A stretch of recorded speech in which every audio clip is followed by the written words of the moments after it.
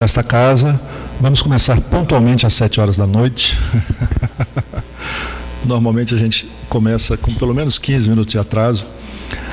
Eu queria dar as boas-vindas a todas e todos, saudar o Behemoth, né, que está aí promovendo a segunda jornada de pensamento político brasileiro, saudar o meu colega, amigo, co-diretor Christian, por ter, junto com os seus alunos, levantado esse evento de maneira tão rápida, eu diria, né?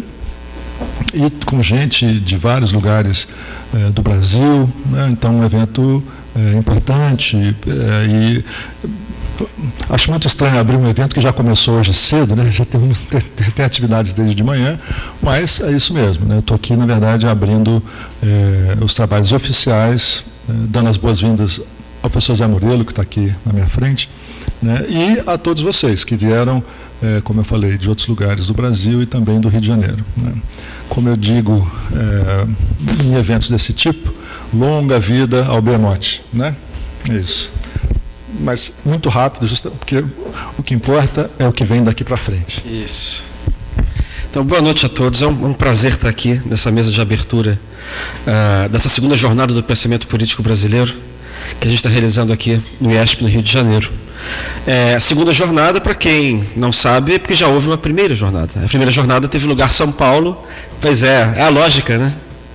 Que teve lugar em São Paulo ano passado, acho que foi em setembro, não foi? Outubro? Foi outubro do ano passado, na bucólica e aprazível cidade de São Carlos, né?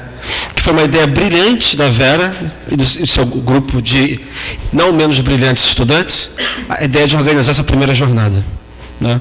Eu acho que a organização dessas jornadas mostra, na verdade, o desenvolvimento e o crescimento da área de estudos de pensamento político brasileiro, que vem acontecendo ao longo dos últimos anos e que vem, enfim, se espalhando e vem melhorando tanto em quantidade quanto em qualidade.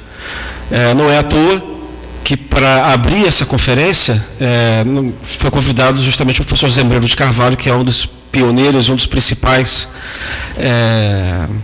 líderes, expoentes, na verdade, do desenvolvimento do pensamento político brasileiro, desde a década de 70. É preciso lembrar, na verdade, que o professor José Murilo de Carvalho, as pessoas pensam que ele é só historiador. Na verdade, o doutorado dele é em ciência política. Ele é cientista político, a tese dele é uma tese de ciência política, não é? E o que me parece fascinante nesse sentido é como ele articula história, ciência política e pensamento político brasileiro ao longo de sua obra. Bom, eu estou aqui na difícil tarefa de apresentar o professor José Murilo de Carvalho, como se isso fosse alguma coisa necessária, não é? Basta dizer, né? Ele se graduou em Sociologia e Política pela Universidade de Minas Gerais, em 65, seguiu o mestrado em Ciência Política em Stanford, em 69, e concluiu o doutorado em Ciência Política na mesma universidade em 75. Fez pós-doutorado em História da América Latina na Universidade de Londres, foi professor no UFMG e foi professor nesse instituto durante mais de uma década, né? Se eu não me engano. Durante mais de uma década. E onde ele exatamente lecionou, uma das disciplinas que ele lecionava anualmente era exatamente o pensamento político brasileiro. Tá? Nessa sala, imagina. Né? Era pensamento político no Brasil, eu acho, né? O nome original da disciplina. E, enfim, o professor José Murilo de Carvalho acabou de receber um título de doutor honoris causa em Coimbra, já foi visitante, evidentemente, Stanford, Notre Dame, Leiden, Londres, Oxford, na École des Hautes Études, em Paris. Foi professor titular, aposentado de História do Brasil do IFIX, do FRJ, e atualmente está na Academia Brasileira de Letras, né? Ele foi eleito em março de 2004. De Ciências e do Instituto Histórico e Geográfico Brasileiro, e etc, etc, etc. Né? Livros do professor Zé Murilo de Carvalho, uma porção, né? A Escola de Minas de Ouro Preto, A Construção da Ordem, Os Bestializados, Teatro de Sombras, A Formação das Almas, Pontos e Bordados, A Cidadania no Brasil, Forças Armadas e Política. Todos nós meio que nos formamos, né, lendo os livros do professor Zé Murilo de Carvalho. Isso aqui nós estou aqui, na verdade, lendo, fazendo a relação dos livros que nós já lemos, né? Então, Tudo recomendava, na verdade, que na abertura dessa jornada, né, se convidasse o professor Zé Murilo de Carvalho para proferi-la, fazer a conferência de abertura. E eu pedi ao professor Zé Murilo se ele poderia, justamente como tema dessa conferência, contar para a gente, como foi a produção da tese de doutorado dele em Stanford, em 1974. Né? E, enfim, para minha alegria, o professor Zé Murilo de Carvalho topou. E aqui está. Então, já falei bastante e vou passar a palavra para o professor. Obrigado pela sua vinda, professor.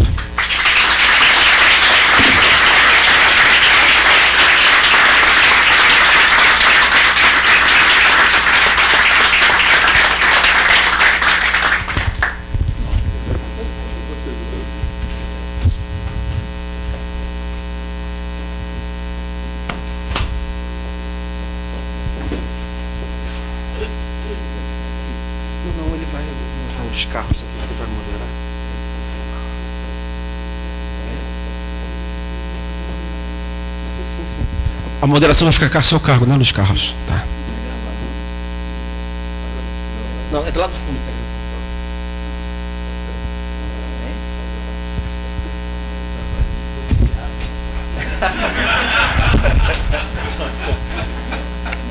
Temos aqui. Sei lá o que você tem. Hein?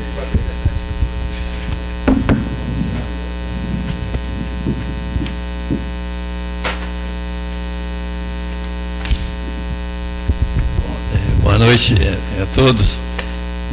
Agradeço ao Norberto e ao Christian pela apresentação e pelo convite. O Christian, na realidade, é muito amigo. Ele me deu como tema, não foi só o que ele falou você fale sobre o making of de construção da ordem, sobre a combinação de ciência política e de história e sobre o pensamento político brasileiro. Quer dizer, eu espero que até meia-noite a gente consiga dar conta desse recado.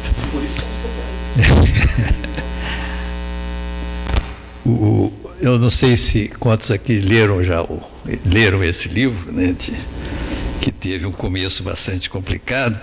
Eu me lembro de que na década de 80, pouco tempo depois, alguns anos já, não pouco tempo não, alguns anos, ele saiu em 80, foi no final da década de 80, ele estava no CNPq, numa reunião, e estava lá a Ruth Cardoso, que, como uma boa uspiana, fez um comentário na minha frente, que alguém tinha ido ao SEBRAP e tinha mencionado este livro.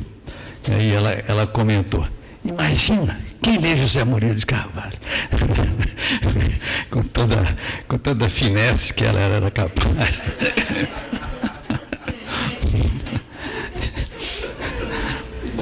Mas, bom, enfim, eu vou dar um pequeno panorama, que isso é toda coisa do século passado, né? Quer dizer, vocês são geração do século XXI.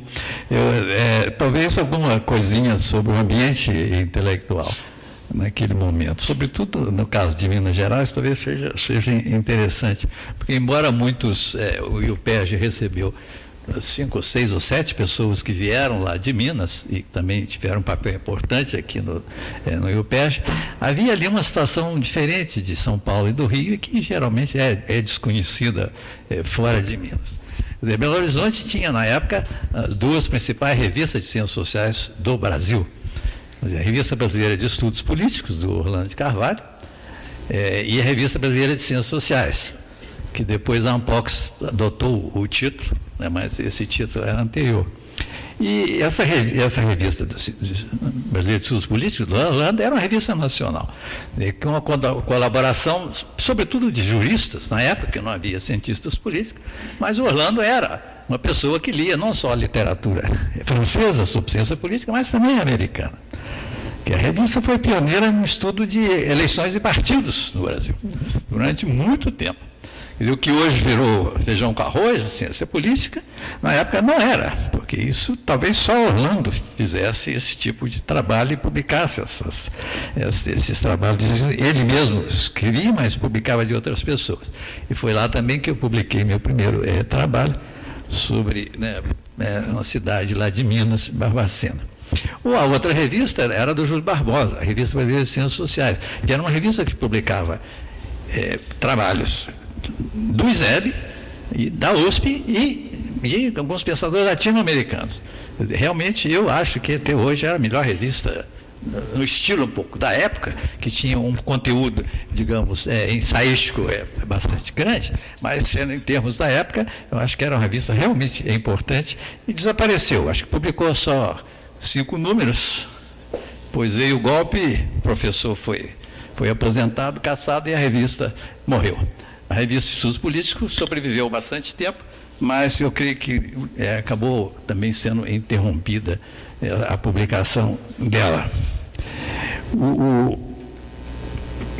Meus contatos lá, então, eram como aluno da Faculdade de Ciências Econômicas, era essa referência, era a revista Estudos Políticos do Orlando, a revista Ciências Sociais, e um professor que também foi muito importante na minha formação, que é um historiador que era, à época, o maior historiador de Minas, que era Francisco Iglesias. Então, esse trio que junta ciência política, sociologia e história já estava um pouco nesta origem, né, do meu trabalho, quando eu ganhei a bolsa da Fundação Ford para estudar nos Estados Unidos. Já há vários estudos sobre o apoio da Fundação Ford às ciências sociais no Brasil, que certamente foi um apoio que deu na época, inclusive, muita reação. Quando eu voltei lá de Stanford, um colega meu da faculdade me perguntou: e aí, voltou americanalhado?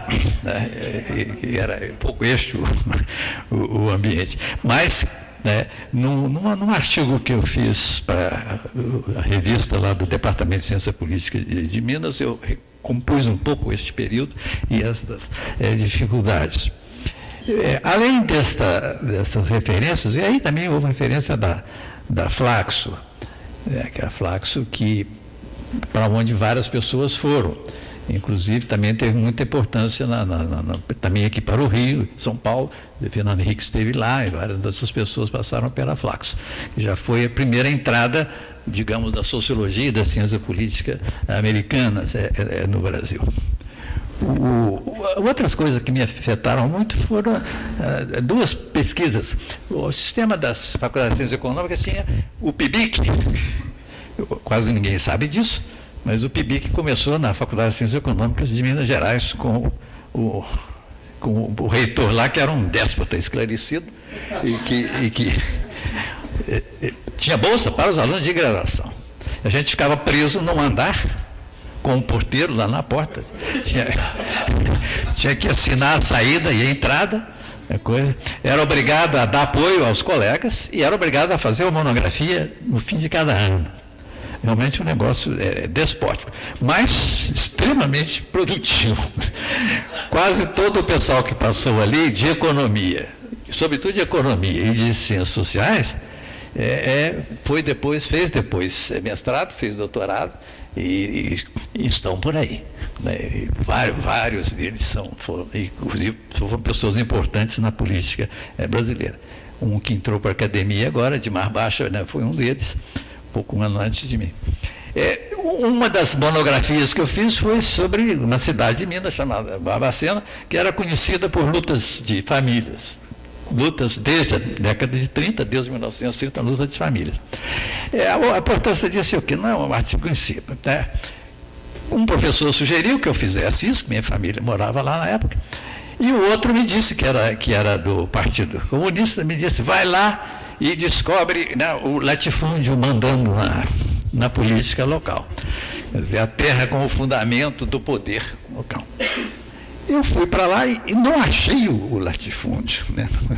Não tinha, eram fazendas pequenas, médias e tudo. As lideranças, inclusive, tem umas fazendas lá, mas não era nada importante. Quer dizer, então, a base de poder era outra. A base de poder era o emprego público, que tinha 2 rádios, 2 jornais, 2 escolas, tudo duplicado, né, porque era dividido entre o DN, né, Não, na época, antes não, porque desde 30, mas depois passou a ser o DN e PSD. Então, o que me despertou certa desconfiança a respeito de esquemas, né, teóricos muito abstratos de interpretação. Eu fui com Marx na cabeça e saí com Hélio Jaguaribe, que era o Estado cartorial, né? Era isso que existia lá. Isso já me despertou um pouco, né, não só interesse de pesquisa, a história era graduação, né? Era aluno de graduação, do terceiro ano de graduação. O segunda monografia já foi no quarto ano, na época era por ano, né? Quarto ano de graduação, e foi sobre militares. E por quê? Porque, bom, tinha caído na cabeça da gente, né, o 64, como aluno lá. Havia muita movimentação política, a escola era dividida entre AP, que era a esquerda católica, o PCB, né, e a direita, que tinha um lado religioso, outro dos congregados marianos e o outro a direita laica. E viviam as turras. E, naturalmente, os dois grupos de esquerda brigavam mais entre si do que contra... como sempre. Né? Agora, por que eu estudei isso? Eu estudei porque não havia explicação para o tipo de golpe que foi dado naquela época, em 64. Todo mundo falava em golpe. O próprio Vanderlei, que não está aqui, tinha escrito um livro, né, Quem Dará o Golpe no Brasil. Então todo mundo esperava. Mas não aquele golpe. Isto é, o golpe que os militares chegaram no poder e falaram, não vamos sair. Desta vez não vamos sair. Ninguém previu isso, ninguém. Eu falei, bom, preciso entender o que está acontecendo. E fiz o meu primeiro trabalho sobre militares para entender. E veio também a importância de certas elites organizacionais, né? Que claramente havia ali no grupo, né, e aí o Edmundo, que foi professor nessa casa, que dava sociologia das organizações, também ajudou bastante nesse esforço de entender isso. Então, a importância de certos grupos. Aí era um texto quase que leninista, né, porque a importância de certas vanguardas e nos movimentos sociais. Então, aí já tinha um pouco da origem das minhas preocupações. Quando eu fui para Stanford, e aí veio na Bolsa da Ford, que levou muita gente do Rio e de Minas Gerais. Isso afetou profundamente o ensino da ciência política no Brasil, sobretudo em relação ao que se praticava na USP. Como eu disse, em Minas, Orlando já fazia muito dessas coisas, né? Mas durante a ditadura, voltar e estudar partidos políticos, congresso, eleições, etc., para muitos era considerado uma inutilidade. Você vai fazer isso por quê? Durante a ditadura, né? Tem sentido que tem isso. Só depois, por sorte, as pessoas mantiveram essa. E quando veio a democratização, havia já um grupo, né, tanto em Minas como aqui, e depois a USP também foi um pouco na mesma direção de estudar essa temática que antes não era nada popular. Eu fui para Stanford pensando em estudar poder local, que era o caso de Barbacena que eu tinha estudado. Uma coisa muito provinciana na realidade. E lá predominava o que? As teorias de desenvolvimento, cultura política, desenvolvimento, com o Almond, Verbo, uma série de outras pessoas que imagino que hoje ninguém lê mais, né? Mas enfim, é assim mesmo, né? Aqui teve uma importância grande, eu creio que eu já mencionei aqui, meu contato com o Vanderlei, lá em Stanford. O Vanderlei chegou um ano depois que eu cheguei em Stanford, vindo naturalmente Bom, o ISEB já tinha sido fechado, e chegou lá e conversamos muito, ficamos amigos, conversamos, jogávamos futebol junto. Eu já até reclamei dele de público aqui, que ele dava muita canelada, mas ele não está aí hoje, não. Mas eu já falei aqui de público, então não estou falando pelas costas, não. Mas aí foi realmente uma discussão muito importante, porque a minha temática foi se transformando. Curiosamente, o que as nossas conversas, aliás, eu tenho a correspondência dele para mim, na época, para provar, Não, essas coisas aí. Eu emprestei para ele ler, não sei se ele vai me devolver, mas como ele acha eu acho que ele destruiu a minha correspondência para ele, eu estou livre de qualquer possibilidade de ser, né, cobrado por isso. Mas, enfim, o curioso é isso, é que a conversa não tinha muito com o que ele tinha escrito. Quem dará o golpe, introdução às contradições sociais no Brasil, etc., de sociologia e de política. Mas a nossa conversa tinha muito a ver com certas coisas que eram fundamentais no Eusébio, que era o problema do nacionalismo, que era muito forte, e variava um pouco o Eusébio. Realmente não era uma coisa só, mas estava no Guerreiro, estava no Alveira Pinto, o Hélio tinha uma posição, né, intermediária. Muitos defendiam um nacionalismo instrumental e não finalista, quer dizer, durante certas fases, tinha a faseologia do Guerreiro, durante certa fase, o nacionalismo é algo fundamental, inclusive para criar uma unidade no país e promover a colaboração entre classes sociais. Isso era muito forte, tanto o Guerreiro adotava isso, quer dizer, o Hélio também. Até o Sodré, o Nelson Werneck Sodré, tinha a mesma postura. Você vai saber, né, eu estava relendo, não conhecia um livro do Sodré sobre o populismo. Então está claro, ou tem aquele livrinho dele publicado pelo Eusébio sobre quem é povo no Brasil, que é muito interessante. Aqui é uma coisa que tem a ver um pouco com o que está acontecendo hoje também. E povo pegava a burguesia nacional, pegava a classe média moderna, pegava os operários modernos e pegava os camponeses modernos. Não sei se existia isso na época, mas enfim, era realmente uma maneira de você, um conceito instrumental que servia para redefinir as relações entre classes no sentido de colaboração e de promover o desenvolvimento do país. E neste processo todo o papel do Estado era certamente um papel importante. E com isso eu fui repensando a minha tese e o tema de tese, e acabei realmente, então vou estudar, né, a formação do Estado no século XIX. E ao estudar isso e ao comparar o que aconteceu com o Brasil e com a América Hispânica, quer dizer, as colônias se repartem em 20 e tantos estados da América Hispânica, no caso brasileiro, permaneceu como um país só, eu fui caindo no problema da elite dirigente naquele momento. Então, e com isso que, né, eu acho que trocamos ideias, muito sobre isso, mas acabou sendo realmente meu tema. A relação entre situação, pode-se dizer, mesmo, eu usei até um pouco isso também, entre certas situações de países, colônia ou não colônia, um capitalismo avançado ou não avançado, e como é que a elite nestes países funciona ou não funciona, ou tem ou não tem importância, ou tem menos ou mais importância. E foi isso. E o título do livro, quem conhece um pouco da literatura da década de 30, a Construção da Ordem, Christian deve saber de onde veio. Veio do livro do Alcindo Sodré, A Gênese da Desordem. Eu inverti a gênese das desordens, né, e fiz a construção. Que é a resposta ao livro do Virgílio Santa Rosa.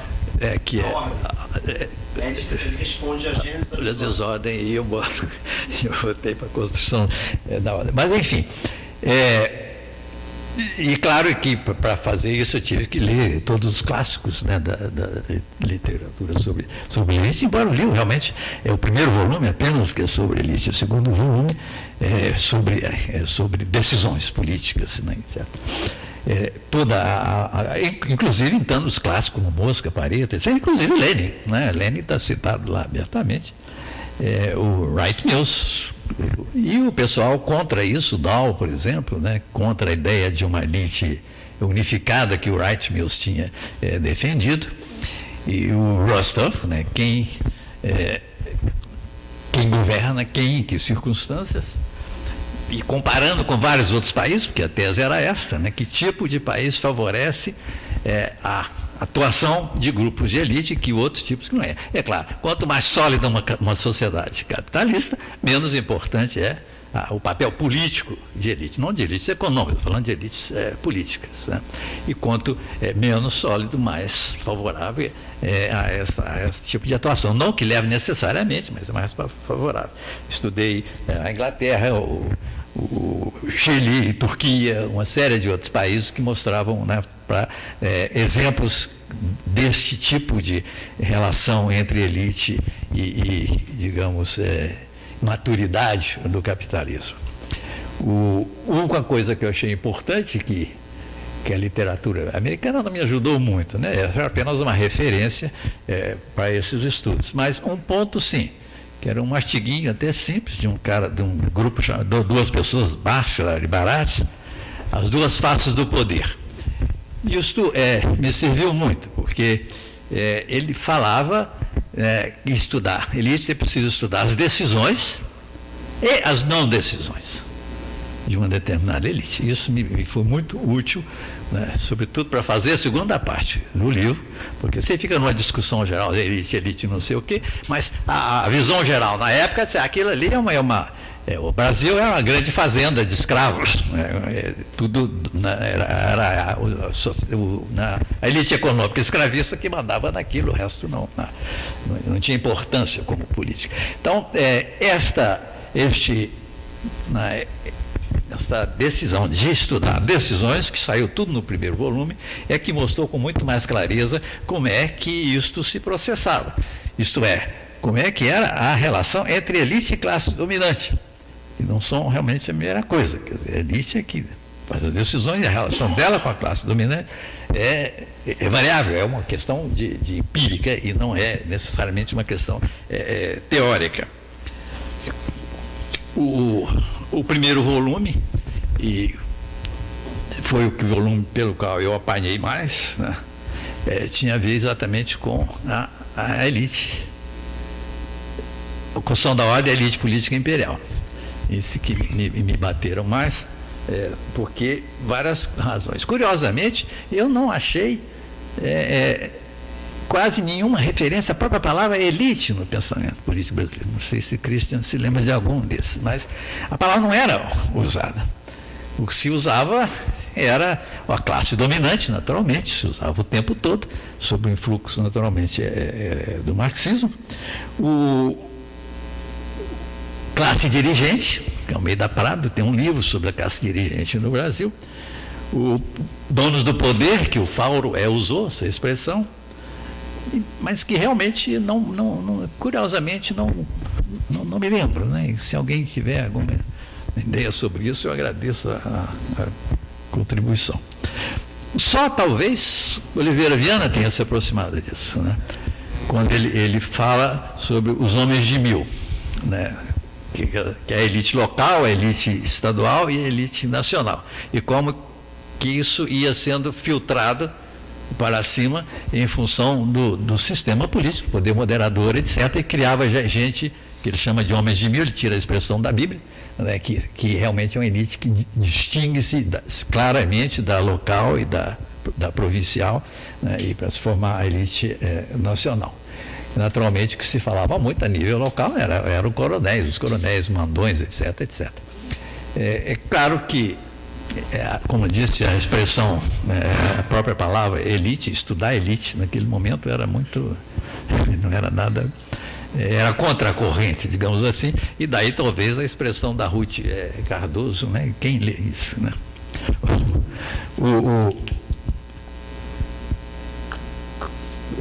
Como o Christian já falou, a tese é uma tese de ciência política.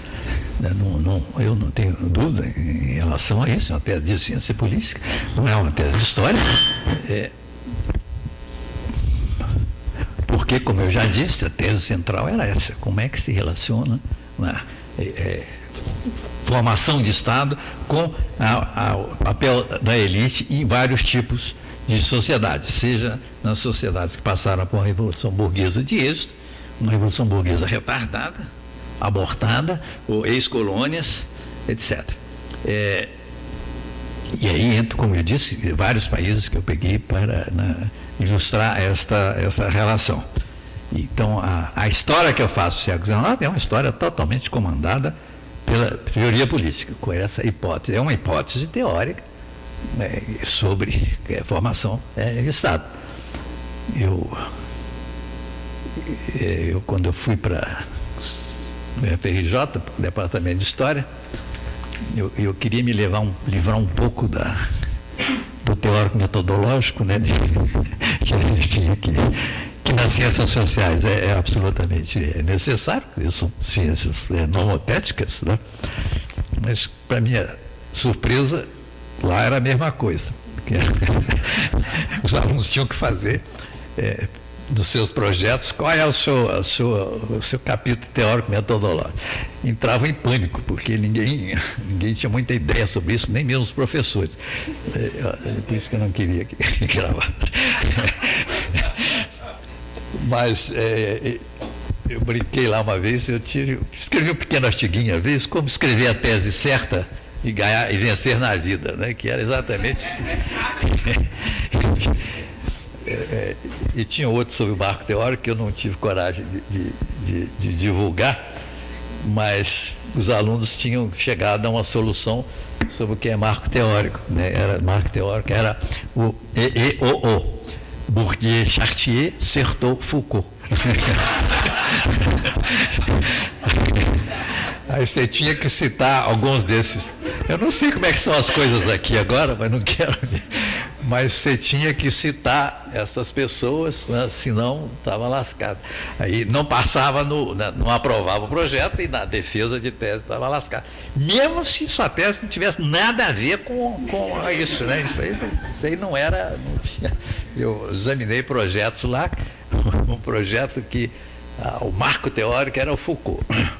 Que é aquela ideia do controle das classes pobres, não sei o quê.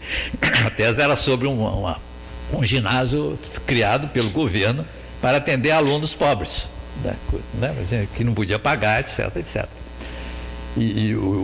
Na escola foi tão eficiente que todo mundo classe média, a palavra não se aplica, mas todo mundo, mais rico, queria botar os alunos lá nessa escola. E ela manteve, eu falei, você não acha um pouco contraditório isso? Classe média, todo mundo quer entrar na escola e ela é para controlar, a escola é feita para controlar os pobres. Eu falei assim, é meio esquisito. Não tinha se dado conta. O que eu estava pagando isso? Bom, a tese então era uma tese de ciência política, aqui sim, devidamente, né, corada em uma hipótese teórica. Naquele momento, o que isso pouco significava? Assim como falar sobre a elite já era contra a corrente, esse fato realmente ia muito contra, por exemplo, toda a tendência dominante no Brasil. Na época, que era de origem uspiana, não sei se tem alguém da USP aqui, mas não tem nada contra a USP, mas que realmente não se lia nada naquele momento sobre o tema que não falasse, qual a explicação? É a luta de classes, é o modo de produção, é a luta de classes, isso é um explicador universal. Podia variar a maneira de você digamos, definir como é que era no Brasil. Alguns faziam um pouco esforço, né? Como é que era no Brasil a divisão de classes no Brasil, daí que vinha uma série de tentativas, como o próprio Hélio, né? Eu falei que o populismo juntava tudo, outros faziam alianças, mas basicamente era o latifúndio e o imperialismo, né? E a classe dominante, o resto era consequência disso. Então, e isso gerava um determinismo econômico muito grande, né? Essa história por exemplo, do império como isso.